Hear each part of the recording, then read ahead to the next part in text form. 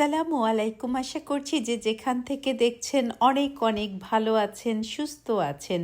আজকে আমি নিয়ে এসেছি খুবই মজার চিলি এগ কারি। সবসময়ই তো মাংস খেতে ভালো লাগে না, তাই একটু অন্যরকমভাবে বানিয়ে নিলাম চিলি এগ কারি। অসম্ভব মজার।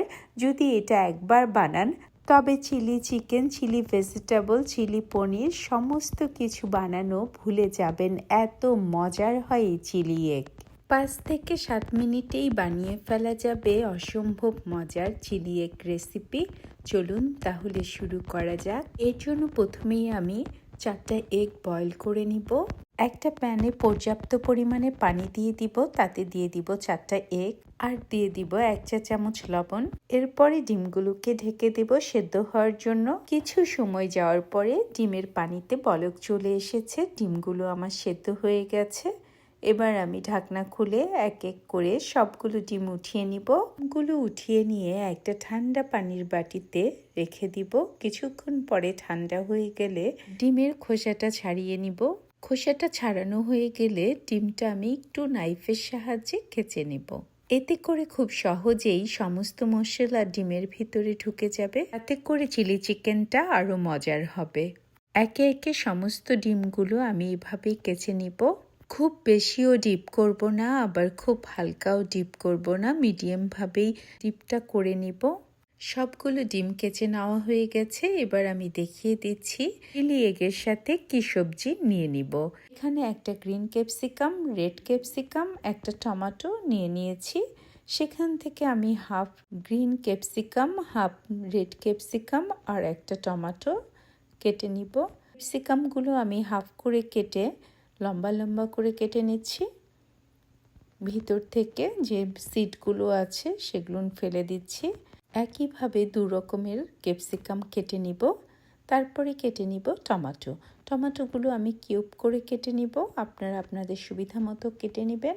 অনেকেই ভাবতে পারেন শুধু ক্যাপসিকাম দিয়েই এগ চিলি তৈরি করতে হবে, তবে কারো হাতের কাছে যদি বেগুন থাকে বেগুন দিয়েও কিন্তু এগ চিলিটা বানিয়ে নিতে পারেন। টমেটো আর ক্যাপসিকামগুলো কাটা হয়ে গেছে। এবার আমি কেটে নিব লাল পেঁয়াজ। লাল পেঁয়াজে ঝাঁজটা কম আর হালকা একটু মিষ্টি মিষ্টি লাগে।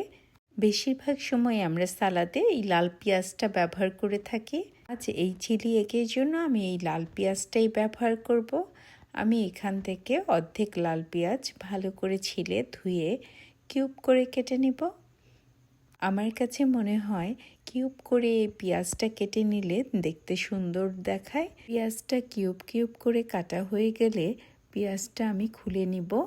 এবার আমি কেটে নিব কিছু রসুনের কোয়া, খুব চিকন চিকন করে কুচি কুচি করে, তারপরে আবার কিউব কিউব করে কেটে নিব। রসুনগুলো কাটা হয়ে গেছে। এবার একটা ফ্রাই প্যান চুলাই দিয়ে তাতে দিয়ে দিব 1 টেবিল চামচের মতো সরিষার তেল। তার মধ্যে দিয়ে দিব 1 চা চামচের 4 ভাগের 1 ভাগ হলুদের গুঁড়ো, দিয়ে দিব 1 চা চামচের 4 ভাগের 1 ভাগ মরিচের গুঁড়ো, দিয়ে তেলটাকে একটু ছড়িয়ে দিব। এরপরে দিয়ে দিব ডিমগুলো।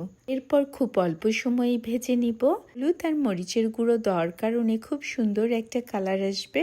আর এই চিলি চিকেনটা সরিষার তেল দিয়ে তৈরি করছি, আপনারা চাইলে যে কোনো তেল দিয়েই তৈরি করতে পারেন। কিছুক্ষণ নেড়েচেড়ে একটু ভাজা হয়ে গেছে।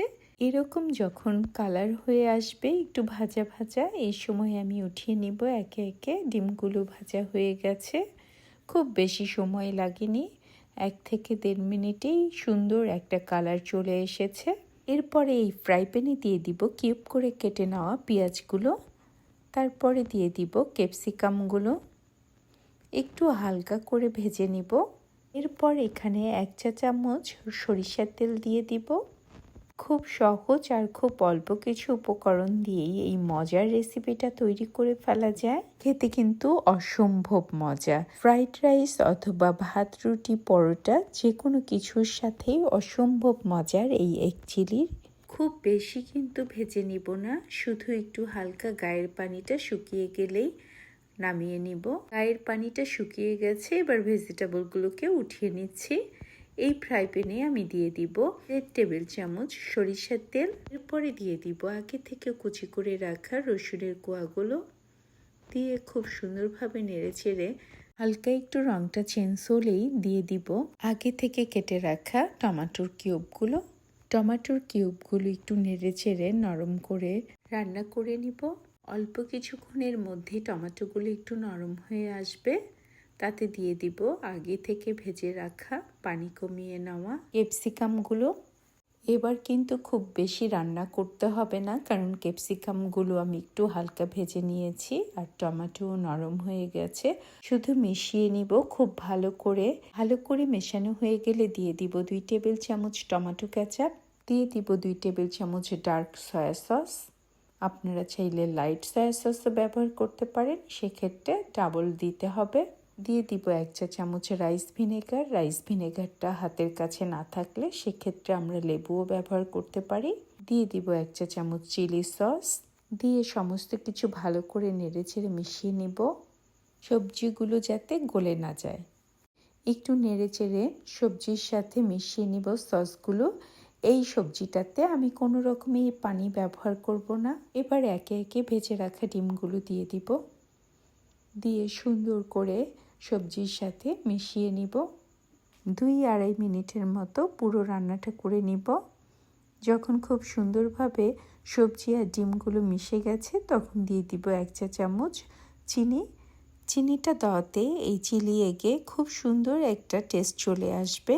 চিলি এগে আমি কোনো রকমেরই এক্সট্রা লবণ ব্যবহার করিনি, তবে আপনাদের কাছে যদি একটু লবণ বেশি লাগে তবে সেই অনুযায়ী দিয়ে দিবেন। চিনি দেওয়ার পরে খুব ভালো করে মিশিয়ে ভেজে নিব। ভাজতে ভাজতে ক্যাপসিকামগুলো নরম হয়ে এসেছে, এগ চিলিটা পুরোপুরি হয়ে গেছে। এবার আমি উপরে একটু ছিটিয়ে দেব ধনেপাতা কুচি। এবার একটু নেড়ে গরম গরম থাকা অবস্থায় সার্ভিং প্লেটে নিয়ে নিব। ধনেপাতা দেওয়ার পরে ঢাকনা দিয়ে ঢেকে দিব অল্প কিছুক্ষণের জন্য। এরপরে নিয়ে নিব একটা সার্ভিং প্লেটে। আমি এখানে সার্ভিং প্লেটে নিয়ে নিয়েছি। তৈরি হয়ে গেল অসম্ভব মজার ঝাল ঝাল চিলি এগ রেসিপি। যদি আমার এই চমৎকার রেসিপিটা আপনাদের ভালো লাগে তবে অবশ্যই একটা লাইক, কমেন্ট অ্যান্ড সাবস্ক্রাইব করে আমার পাশে থাকবেন। আপনারা সবাই অনেক অনেক ভালো থাকবেন। আল্লাহ হাফেজ।